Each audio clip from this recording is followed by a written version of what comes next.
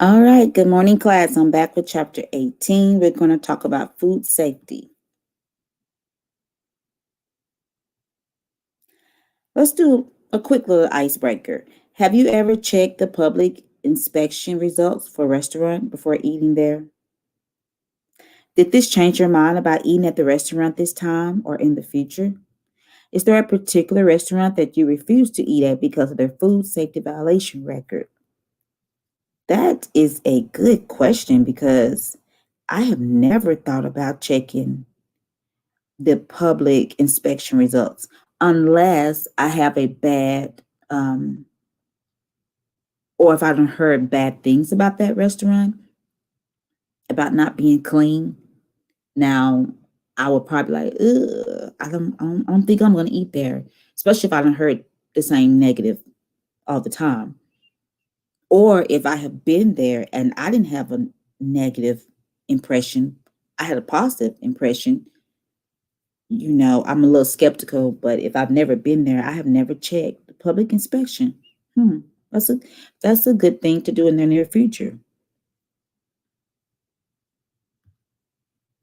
By the end of this chapter, you should be able to discuss why the incidence of foodborne illness is increasing and what audience are at greatest risk.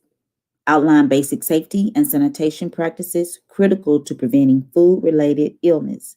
Explain how an HACCP plan is conducted to improve food safety. Identify common foodborne illnesses, including their food sources, symptoms, and prevention. Describe several large-scale efforts that are designed to make food safer for human, I cannot talk this morning, consumption. How many of you have experienced a foodborne illness? What food was likely responsible for the illness? Was the food prepared at home or at a restaurant? What have you learned as a result of this experience? I have never had a foodborne illness experience. My ex-husband had a foodborne experience, had food poisoning, and it was horrible. It was horrible. I have had friends that have had food poisoning. Thank God, luckily, I haven't because the experience that I have seen with them, I would not want that. Now, on another hand, going back to the first questions about inspection, have you ever checked out a restaurant before you ate there? There are instances now when I go to restaurants. This last particular restaurant I went to when we went home for the funeral in Memphis, and their dishes were not clean. It was a very, very bad experience. Everything was, we had to keep asking, can we get more utensils? I mean, it was bad. Now, I would never go back to that restaurant ever again. Foodborne illnesses are a significant threat to public health. Approximately 48 million cases, 125,000 hospitalizations, 3,000 deaths are reported annually. Individuals who are most likely to become sick are children under 5, adults over 50, pregnant women, persons who have a chronic disease or have a weak immune system. Illness can be caused by a variety of bacteria, viruses, parasites, and molds. The majority of foodborne illnesses are caused by Campylobacter, I cannot talk today. Oh gosh, Listeria, Shigella bacteria, and y'all know what I'm trying to say. Sorry, tongue get twisted tied. Most illnesses cause gastrointestinal symptoms, which is diarrhea, nauseated, vomiting, headaches, and a low-grade fever. Illnesses can often be prevented by proper cooking and storage recommendations. Can you identify several factors that may contribute to increasing incidence of foodborne illnesses? Why do you think this occurs? What steps can you think as an society to help address this issue? What measures can individuals take to protect themselves? Here's a chart from the CDC of the number of infections. Um, yeah, it's pretty bad.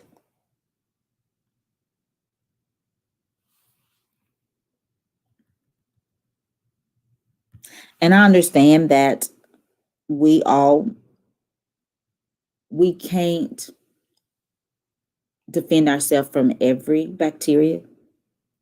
You know, sometimes we catch ourselves telling our children that in the classroom or our families, you can't protect them, you can't put them in a bubble. You just because just infections everywhere. But as a whole, we can make sure we're using correct hand washing, things like that to protect ourselves as much as possible from all bacteria. And this is another chart from the CDC of all the foodborne illnesses breakouts. This was in 2009 to 2018. The previous chart, trying to see if they had a year on this one. I don't see a year on that one.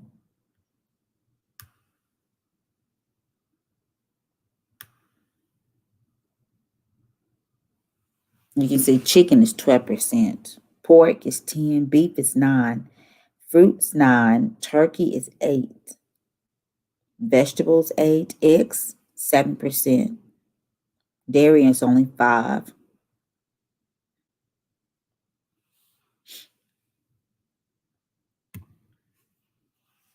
Why are foodborne illnesses more common today? The number of imported foods continues to increase.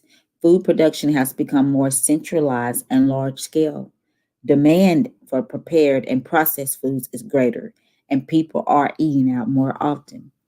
And that's what I mentioned earlier with such a rush with everyday. And I understand the rush of every day because I feel like there's some days that I would rather just go grab something, a cheeseburger at the store, at a restaurant, Wendy's or Hardee's, instead of cooking because my time is limited. By the time I get home from work, it's 5:30, 6 o'clock. And I'm not getting to bed till 10, 11, 12 o'clock.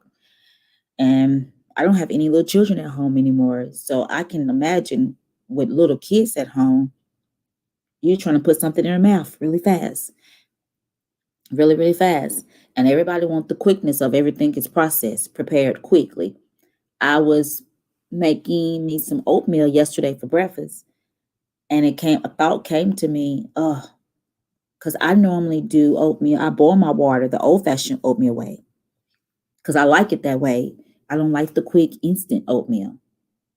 And that's all I had was quick instant.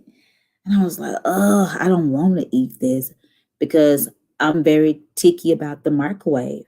I don't like to heat up a lot of stuff in the microwave because that's radiation. If you heating up food all the time, everything is quick, quick, quick in the microwave. That's a lot of radiation you putting in your body. So I'm very, very peculiar when it comes down to food and what I put in my body. And processed food is the worst. Processed foods. But who has gardens anymore? No one. No one really has gardens that they can go in their backyard and get a tomato or a cucumber or a strawberry. The CDC offers 4 recommendations for protecting yourself from foodborne illness when eating out. Check the restaurant's inspection scores. Health department inspection results are often posted on the web. They have to. That's public knowledge. Make sure the restaurant is clean, tables, floors, utensils. If not, you may want to eat elsewhere. That's what I mentioned earlier a couple of weekends ago. We didn't even have, it was horrible. We didn't even have plates to put our food on. Well, they said the dishwasher had broken down. It was really a bad, bad experience. Check that your food is cooked thoroughly, especially meat, fish, poultry, and eggs. If food is undercooked, send it back. Properly handle your leftovers. Remember to refrigerate within 2 hours of eating out and eat leftovers within 3 to 4 days. A little joke. I don't know if a lot of you are on social media, but when the holidays come up for Thanksgiving and Christmas, they always start making jokes of throw them leftovers away. Don't eat them leftovers after 7 days. Because some of us are very hard on, I'm going to eat my leftovers till it's no more. But you really don't want to go over 3 to 4 days with leftovers because then it start setting in bacteria. Food contamination. Foods can become contaminated from a variety of sources: parasites, bacteria, viruses, molds, yeast, chemicals such as pesticides, cleaning products, metals, physical items, dirt, insects, hair, plastic, rodent droppings, and or glass. You really don't want to think about the rodent droppings, but restaurants, yeah, they do have rodents. Yeah. Sometimes you might find hair in your food. I'm not gonna lie. I have found hmm, a fake fingernail in a McDonald burger about 6, 7 years ago. Here, I won't tell where it's located, but I had to take it back. Took pictures and I took it back.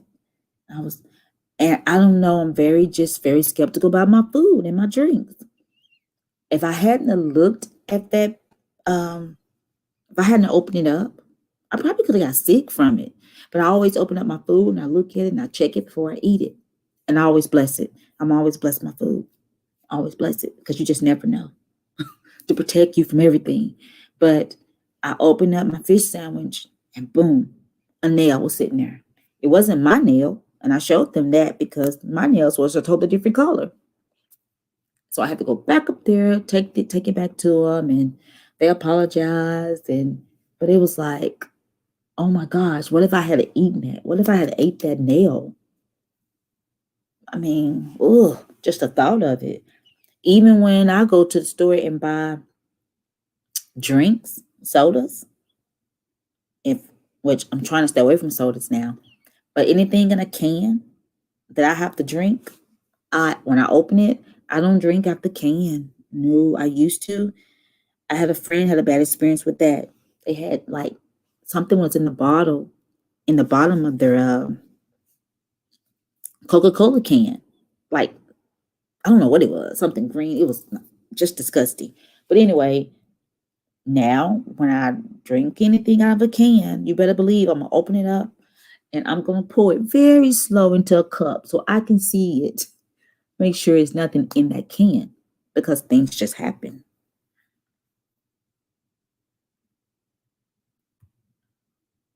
Bacterial growth. Conditions that are ideal for bacterial growth include nutrition, especially protein, darkness, moisture, temperatures between 40 and 140 degrees.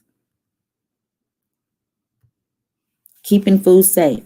More than 85% of foodborne illnesses can be prevented by paying careful attention to personal hygiene, proper handling and storage of food, proper cooking and cleaning practices.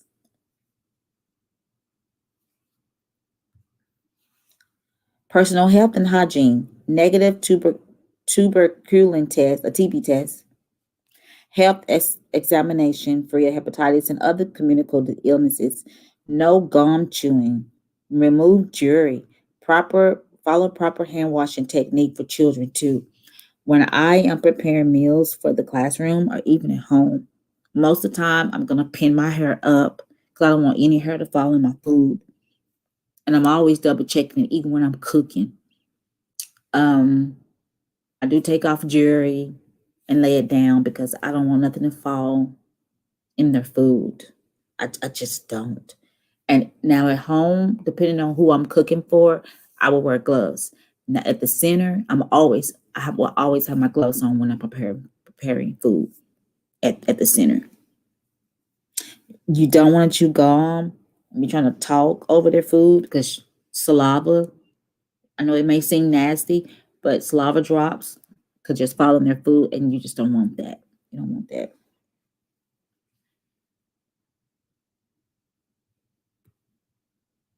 Correct hand washing techniques. You'll have your well, most Most people won't have a paper towel ready because everything is kind of electronic. Just put your hand under there and grab a paper towel. But you want to wet your hands first, really good, all the way up to the wrist with running water, warm running water. You apply your soap, you lather your hands from as you just kind of think of how you do it with the children, sing the tops and bottoms song for 20 seconds. Make sure you get out between your fingernails, under your nails.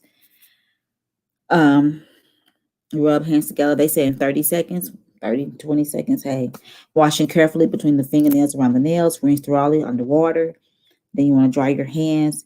Use the paper towel to turn off the water, the faucet, and discard. And me personally, I want to get another paper towel to open that door or that handle because I really don't want to touch it.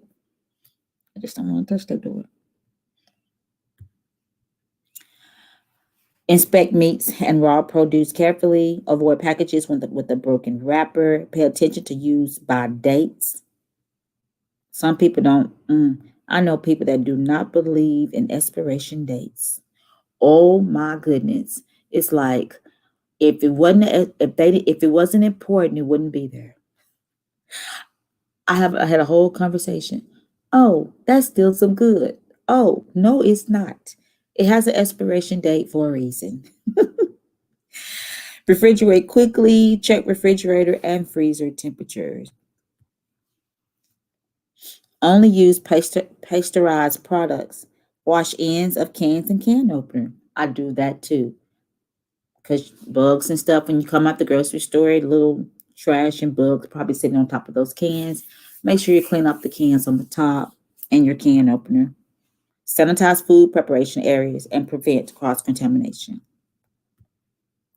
Defrost foods in the refrigerator under cool water or in the microwave. Cook to proper temperatures. Cool foods quickly. Transport and serve food safely.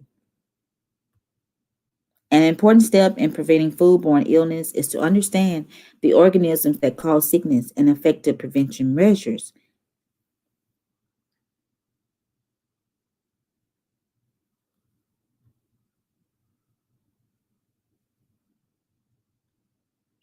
Okay, we're going to go to critical control points. Are steps in the food preparation process during which potential or preventable contamination hazards may occur. So it's very, very, very, very detrimental. Such points can include cooking the food to proper temperatures, maintaining refrigerator freezer temps, storing foods properly, keeping perishable foods refrigerated, thawing foods appropriately, and your cleanliness. Food handlers can use critical control points to identify and implement measures that will prevent or reduce the potential for foodborne illnesses. Hazard analysis critical control point. It's a step-by-step system for preventing or reducing potential contamination of food at key points. Food processors and manufacturers are employing a variety of food safety precautionary measures. Ultra high temperatures, pasteurization, food irradiation, electrostatic spraying, rapid chilling and freezing, improved animal feeding practices.